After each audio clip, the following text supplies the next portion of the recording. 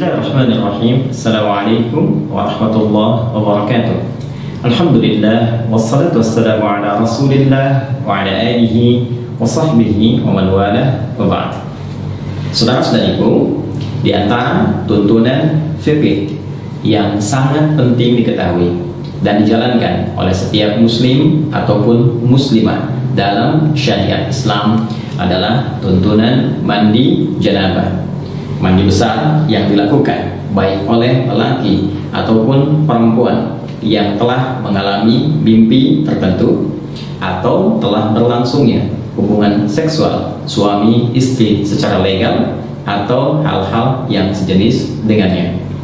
Tuntunan dimaksud telah disampaikan oleh Rasulullah SAW dengan sangat detail dan direkam dengan sangat sempurna oleh para ulama kita, khususnya para ulama hadis dalam kitab-kitab hadis mereka.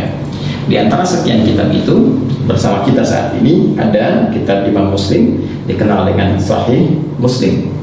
Jika Anda memasuki kitab yang ketiga, yaitu Kitabul Haid, ya, di bab yang ke-9, bab Sifatul Ghuslil Janabah, bab tentang tata cara mandi janabah.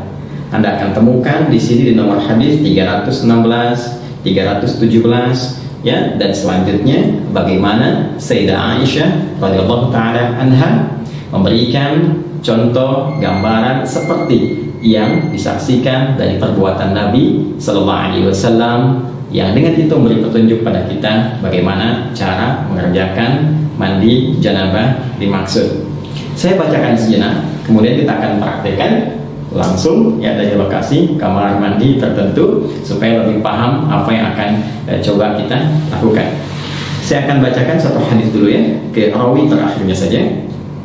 Qala an Aisyah radhiyallahu taala anha qalat, hadis ini diperoleh dari Sayyidah Aisyah ummul mukminin, semoga Allah meridai kepada beliau. Beliau menyampaikan, kana Rasulullah sallallahu alaihi wasallam, adalah Rasulullah sallallahu alaihi wasallam idza tasala min al-janabati, apabila beliau melakukan mandi janabah, mandi besar, ya bada'u fayaghsilu yadayhi, maka beliau akan memulai dengan mencuci kedua telapak tangannya dulu, dibersihkan dulu telapak tangannya.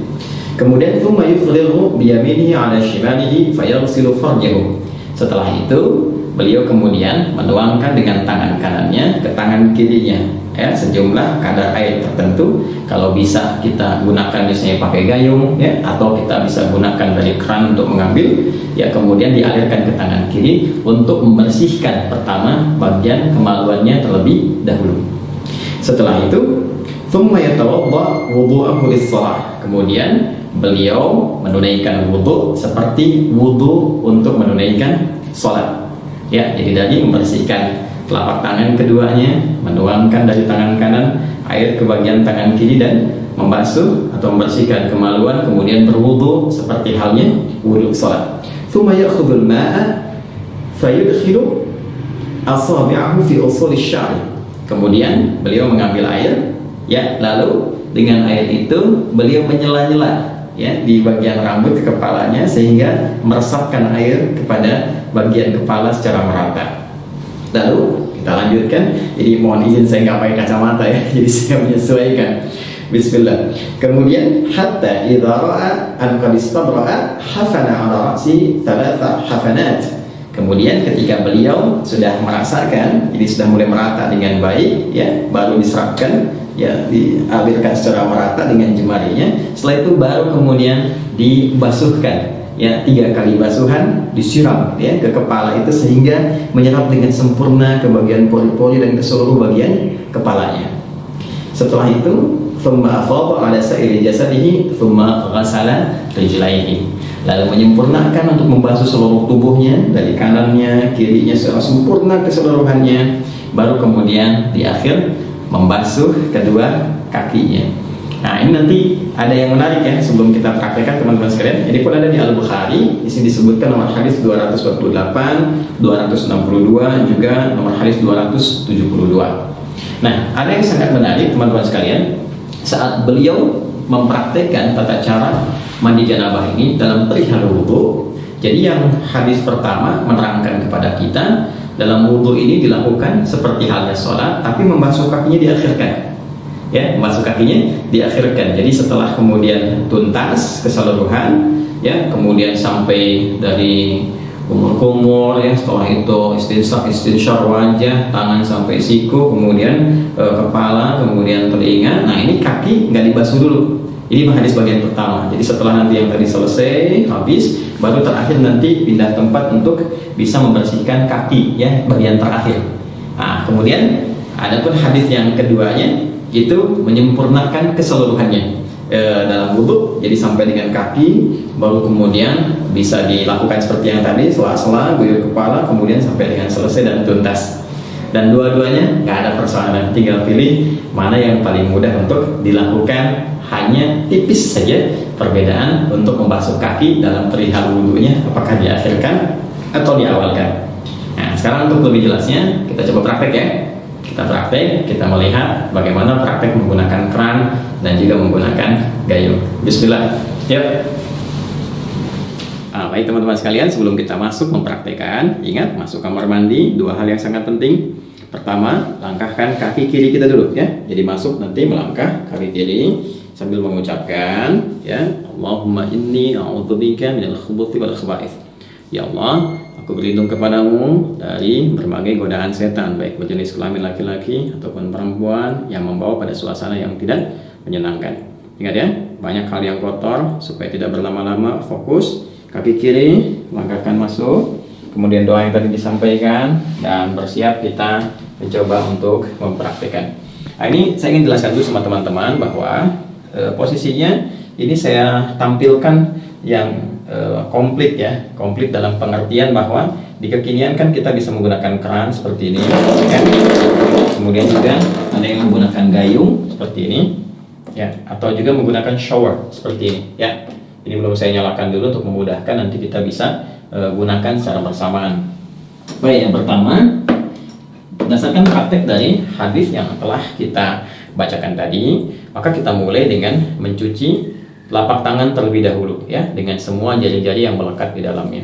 Karena itu penting bagi kita untuk mencontohkan. Pertama, karena kita akan coba menggunakan keran terlebih dahulu, maka ini kita geser dulu, ya, embernya. Jadi tidak kita coba tadahi di bawahnya dulu, supaya air yang diduga tidak bersihnya itu tidak langsung masuk ke dalam bagian ember atau bejana, ya. Walaupun nanti beberapa bagian dari proses kita untuk melakukan tuntunan syariat ini bisa kita tadahi dengan air, ya. Jadi kita basuh dulu seperti ini teman-teman sekalian, ya. Nah, seperti ini. Nah, tentu kita ucapkan bismillah dalam hati, ya. Demikian. Nah, seperti ini. Jadi rasa sudah bersih teman-teman sekalian, boleh kita matikan, ya. Lalu kita tadahi begini, ya, supaya tidak terlampau banyak nanti air yang mengalir keluar sehingga berlebihan, ya, dan sangat tidak disukai berlebihan. Baik, kemudian setelah itu kita coba nyalakan dulu teman-teman sekalian, ya. Lalu siapkan sabun. Ini sabun, ya, sebelumnya sudah ada. Kita siapkan sabunnya dulu. Nah, ini sabun penting karena nanti di dalam hadisnya teman-teman sekalian, itu nanti saat membasuh kemaluan, itu tangan setelah itu dibasuh dulu menggunakan tanah. Dalam hadisnya itu, ya, tanah. Nah, ini sebagai pengganti dalam konteks tanah itu bisa menggunakan apa? Menggunakan sabun, ya. Jadi intinya membersihkan kotoran, mungkin bakteri atau yang lain yang melekat di dalam tangan setelah membasuh kemaluan. Tadi sudah kita tangan sudah kita basuh, ya, sudah kita bersihkan. Setelah itu kita lebih baik sambil jongkok seperti ini, ya, sambil jongkok, karena mungkin sisa-sisa dari bagian tubuh kita bisa juga dikeluarkan untuk mengalir. Kemudian setelah itu dibersihkan bagian kemaluan, ya. Jadi ambil air, teman-teman bersihkan bagian kemaluan dengan rapi, dengan bersih. Nah, setelah kemudian ini hadis tadi yang tidak sempat saya bacakan, ya, hadis yang keduanya, karena untuk mempercepat, ya, untuk mempercepat ke praktek. Ini nanti setelah dibersihkan, ambil sabun, ya, di sabun diambil secukupnya. Kemudian, nah, seperti ini, ya.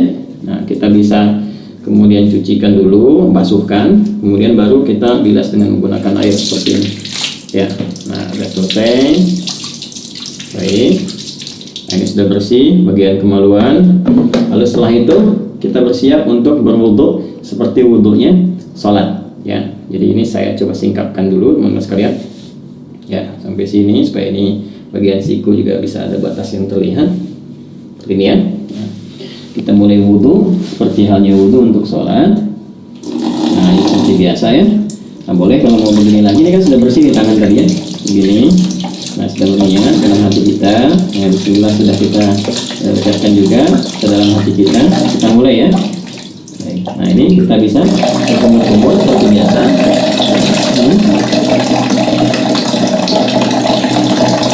Nah, boleh berkumur-kumur itu bisa sambil berkumur demikian, lalu kemudian kita bisa serap sambil istinsyak dan istinsyak seperti ini cara pertama. Jadi saya sambil menyerap ke hidung bagian, bisa juga kumur-kumurnya seperti tadi. Saya membersihkan bagian gigi ya, itu kebiasaan saya supaya kotoran-kotoran di makanan juga bisa sekaligus bisa keluar ya seperti tadi. Atau nanti kumur-kumur itu lalu bagian istinsyaknya boleh ya, istinsyak dan istinsyak. Istinsyak itu menghirup air ke hidung ya, kemudian istinsyak dikeluarkan.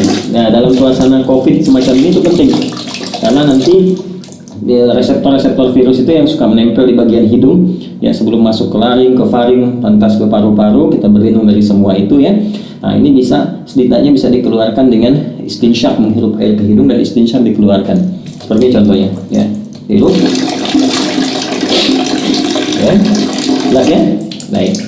Nah, ini teman-teman sekalian sudah. Kemudian seperti biasa ke wajah ya.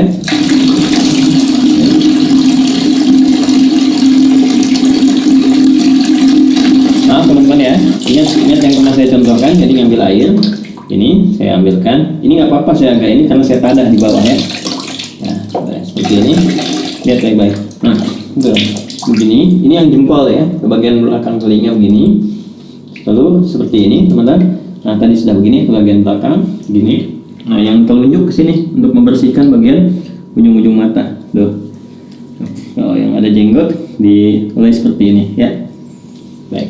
Seperti biasa 2-3 kali, jadi boleh 2 kali, boleh 3 kali untuk menyempurnakan. Saya contohkan seperti itu saja ya. Jadi kemudian teman-teman, nah ini kalau biasanya saya kalau nggak pakai tadah di bawah seperti di tempat wudhu masjid atau apa, ini dibuka, nanti biasanya saya matikan dulu begini. Tuh, ya, tangan sampai siku seperti biasa, kanan dulu sampai selesai ya. Lalu setelah itu biasa yang kirinya ya, ini 2 kali, bisa 2 kali ya, sampai 3 kali, baru setelah 2-3 kali kiri ya. Nah, ini juga sama ya, 2-3 kali teman-teman sekalian. 2-3 kali itu ambil air lagi ya, kalau kita mau rasakan begini nggak ada masalah sekali. Terus setelah itu bagian kepala kita rasakan ya, diusap sini ke belakang, balikan kembali ya. Boleh langsung ke telinga begini ya, seperti ini boleh ya. Atau juga bisa teman-teman lakukan kepala dulu, balik, kemudian ambil air lagi untuk telinga ya. Nah, bagian kaki ini bisa kita lakukan sekarang ya, seperti biasa wudhu biasa. Bagian kakinya misalnya seperti ini ya, ambil begini kan. Nah, ini kan ya, bagian jari-jari jangan lupa teman-teman. Nah, seperti ini. Nah, kita ambil lagi ya, ke kanan, kemudian juga yang kiri ya, disempurnakan teman-teman seperti biasa teman-teman lakukan ya, yang kirinya. Nah, ini sore dulu, bersihkan ujung-ujungnya seperti ini ya. Nah, begini. Nah, ini kalau teman-teman mau lakukan hadis yang pertama. Bisa yang kedua, ini nggak dibasuh dulu kaki ya. Setelah selesai tadi ke kepala, ke telinga, jadi langsung kemudian melakukan ke yang selanjutnya, tahap selanjutnya. Apa itu? Yaitu ambil air seperti ini ya. Bisa kita tumpahkan dulu sedikit seperti ini. Lalu di sela-sela sini ya, sampai kita merasakan pori-pori kepala itu sudah mulai basah ya, begini ya teman-teman sekalian. Nah, kita bisa ambil lagi. Ini biarkan mengalir juga nggak apa-apa, nanti terakhir kita dari gayung ya. Nah, seperti ini. Nah, saya letak ya. Nggak ada beda laki-laki dengan perempuan ya. Nah, seperti ini saya ya. Nah, setelah itu cukup, bisa sekali, bisa 2 kali ya. Setelah itu teman-teman disebutkan dalam hadis, kemudian Nabi mengambil air, tertentu bisa dengan ini, bisa dengan Tadi kan dengan ini ya, dengan kepalan, bukan kepalan terbuka begini ya, antara telapak tangan kanan kiri disatukan begini, kemudian disiramkan ke kepala, untuk ke kepala dulu, meratakan kepala seperti ini ya. Jadi bisa aja sebenarnya pakai telapak tangan ke kepala dulu. Tadi kan sedikit-sedikit ya di sela-sela. Kalau ini meratakan, atau bisa menggunakan ini juga boleh, gunakan kerangnya. Saya coba contohkan pakai ini dulu. Tuh ya, secara menyeluruh, jadi selesai gitu ya. Atasnya ini 3 kali ya, jadi 3 kali dicontohkannya ya. Jadi kita seperti ini ya, boleh pakai gayung juga. Ini untuk kepala dulu ya, tadi kan kepala. Nah, baru setelah itu disiram ya, siram di seluruh tubuh. Ini sudah merasakan rata, sudah enak ya. Nanti ada hikmahnya loh, kenapa kepala dulu itu ada hikmahnya ya, termasuk nanti terkait dengan kesehatan, kesegaran tubuh, dan juga bagaimana menghidupkan kembali semangat dalam beraktivitas supaya nggak malas, lemas, kemudian daya pikir jadi kuat dan sebagainya ya. Lalu kemudian membasuh secara sempurna dari bagian kanan sampai kiri sampai dengan selesai. Ini kalau kepala sudah, kita tulis dari sini ya. Nah, sampai selesai, terus ratakan ya. Jadi tidak penting ini, terus ratakan sampai dengan selesai ya, sampai selesai semuanya ya. Sabun seperti biasa. Nah, kalau pakai shower, nah ini ya di atas ini. Nah, ini saya turunin dulu ya, biar memudahkan, biar nggak ini sama kamera, kan ini bisa begini juga ya. Nah, ini tinggal begini aja, atau dipasang di atas seperti tadi ya. Nah, ini begini, pasangkan lagi. Nah ya, kemudian seperti ini. Nah, ini lebih rata ya, ambil kanan ini pakai apa, pakai sabun dan seterusnya. Nah, kemudian selesai teman-teman sekalian. Nah ya, jadi ini sudah disabunin, rata semua. Nah, kalau bagian pertama tadi yang kakinya belum dibasuh, belum dibersihkan, maka berpindah tempat ya. Berpindah tempat tuh gini, supaya tidak teraliri oleh air yang tadi sudah kita basuhkan ke tubuh kita, sehingga masih bercampur kotoran-kotoran yang mungkin tidak mengalir sempurna. Itu ya hikmahnya. Maka berpindah sedikit, pindah sedikit kan. Kemudian kita mulai basuh kaki ya, yang tadi belum terbasuh dalam wudhu tadi pada hadis yang pertama. Boleh kita basuhkan sesuai seperti yang dalam apa namanya wudhu. Kita ambil misalnya begini ya, kita basuhkan. Nah, seperti ini ya, ini basuh kaki secara sempurna ya kan. Kasih lagi. Nah, seperti ini ya. Atau karena saat mandi tadi kan sudah dibersih, gosok-gosok, bisa tinggal begini juga bisa ya, begini bisa. Nah, seperti itu. Nah, cuma kalau kita ambil hadis yang kedua, kita ingin gunakan wudhunya sempurna sampai dengan ke kaki seperti tadi saya contohkan, maka yang terakhir nggak perlu dilakukan lagi ya, cukup kita siram aja untuk selanjutnya gitu kan, selesaikan dan sudah selesai. Nah, karena sudah mandi besar itu menghilangkan hadas-hadas yang besar, otomatis yang kecil juga hilang ya. Jadi tidak perlu kita berwudu kembali. Kalaupun ada yang ingin berwudu kembali ya tidak dipersalahkan juga. Tapi karena sudah selesai kan tadi wudu sudah, kemudian mandinya juga sudah, jadi tidak wudu pun ya tidak menjadi persoalan, tidak perlu wudu lagi, tinggal pakai handuk ya, diselesaikan, dirapikan dan selesai tuntas. Nah, ini teman-teman admin nggak bawakan anduk jadi saya harus keluar untuk contohkan dulu, keluar kamar mandi dengan menggunakan kaki kanan ya. Kita keluarkan menggunakan kaki kanan seperti ini ya, sambil kita mengucapkan ghufranaka ya, ghufranaka alhamdulillahilladzi adhaba 'anil adha wa 'afani ya. Ya Allah, ampuni kami, ya Allah maafkan, karena saat tadi di kamar mandi kan kita nggak berzikir ya, nggak mengucapkan kalimat thayyibah, dan dalam situasi tempat yang tidak bersih dan penuh dengan godaan-godaan setan. Kemudian kita juga bersyukur pada Allah, segala puji bagi Allah yang telah menghilangkan berbagai gangguan dan menyehatkan kita setelah kita mandi kembali. Jadi mandi itu ada kaitan dengan kesehatan, kekuatan. Nah, itulah Islam mengajarkan kita. Teman-teman sekalian, itu yang bisa di-share, disampaikan. Wah, ini udah dicontohkan sepenuh hati, fisik dan jiwa. Jadi kalau belum jelas juga ya tinggal berikan petunjuk lah dengan cara apa lagi saya mesti mengajarkannya. Ini hadis yang sudah ditampilkan maknanya udah disampaikan, basah-basahan juga udah, tinggal mudah-mudahan bermanfaat. Ya, saling mendoakan. Terima kasih. Subhanakallahumma wa bihamdika asyhadu an la ilaha illa anta astaghfiruka wa atubu ilaik. Assalamualaikum warahmatullahi wabarakatuh.